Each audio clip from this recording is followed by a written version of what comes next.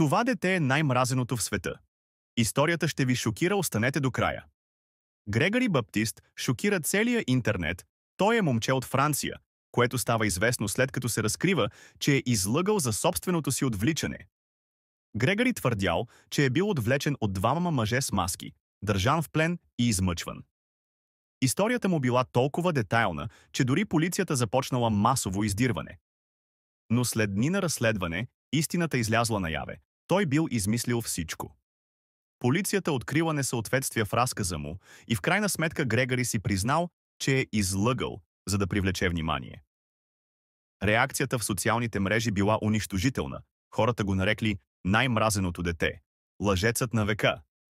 Напиши в коментарите «Заслужава» или «Не заслужава» да го наричат така. Ако искаш още шокиращи истории, удари бутона за абонамент и не пропускай следващото видео.